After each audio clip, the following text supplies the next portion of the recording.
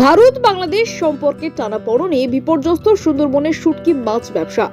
সুন্দরবন শুধু বিশ্বের বৃহত্তম ম্যানগ্রোভ অরণ্য নয়, এই অরণ্যের কোলে গড়ে ওঠা বিস্তীর্ণ নদী নির্ভর অর্থনীতি বহু মানুষের জীবন ধারণের প্রধান ভিত্তি। তার মধ্যে অন্যতম শুটকি মাছ শিল্প, যা সরাসরি ও পরোক্ষভাবে প্রায় 3.5 লক্ষ মানুষকে জীবিকা দেয়।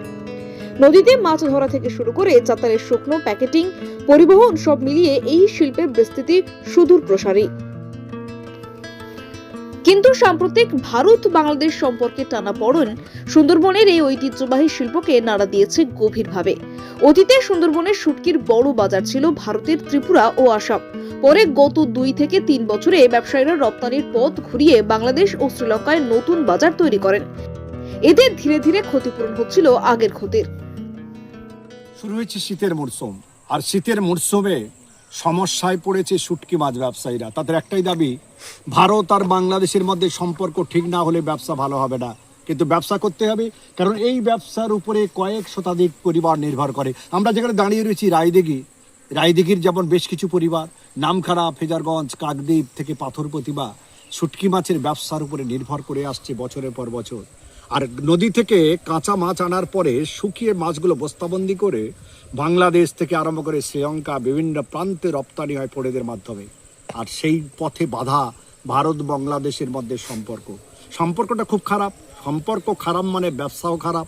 তাতে কিন্তু চিন্তিত এই সমস্ত ব্যবসায়ীরা, আদৌ সম্পর্ক ঠিক হবে তো? সম্পর্ক ঠিক হলেই তবেই ব্যবসা বাড়বে, নতুবা আস্তে আস্তে এই মাল পড়ে থাকবে। তাই এলাকার মানুষ খুব চিন্তিত। দক্ষিণ 24 পরগনা গোপাল শীলের রিপোর্ট, ডিএন নিউজ বাংলা। তবে নতুন রাজনৈতিক অস্থিরতা, সীমান্ত উত্তেজনা এবং বাণিজ্য নীতির অনিশ্চয়তার কারণে সীমান্ত পথের রপ্তানি এখন প্রায় অকার্যকর। রপ্তানি বন্ধ হওয়ায় মাছ ধরার মৌসুমে নদীতে নামা জেলেদের ও খরচ তুলতে হিমশিম খেতে হচ্ছে। চাতালে শ্রমিকদের হাতে কাজ নেই, পরিবহন ব্যবসায়ীরাও ক্ষতির মুখে।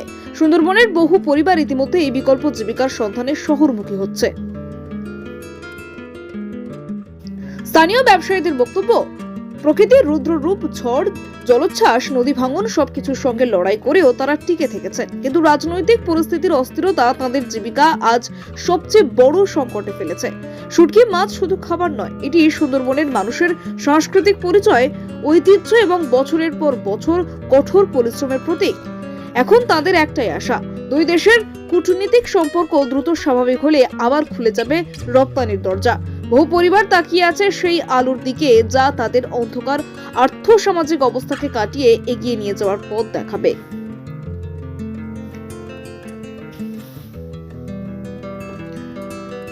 দক্ষিণ 24 পরগনা থেকে গোপাল শীলের রিপোর্ট, ডিএন নিউজ বাংলা।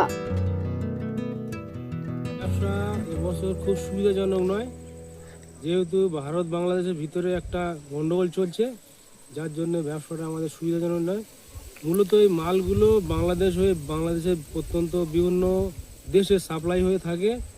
যেহেতু গন্ডগোলের জন্য আমাদের এই ব্যবসায় মাল সাপ্লাই করা অসম্ভব হয়ে পড়েছে, যার জন্য ব্যবসায় খুব আমরা চিন্তিত। কত লোক কাজ করে এখানে? এই আমাদের এতগুলো শ্রমিক কাজ করছে, তাদেরও কাজ করছে, ঠিক মাইনে দিতে পারছি না, কাজও ঠিক দিতে পারছি না, মাল সাপ্লাই হচ্ছে না। এই বিষয়ে আমরা খুব চিন্তিত। আপনার নাম? আতিয়ার রহমান খান, রায়দিঘি, 3 নম্বর 14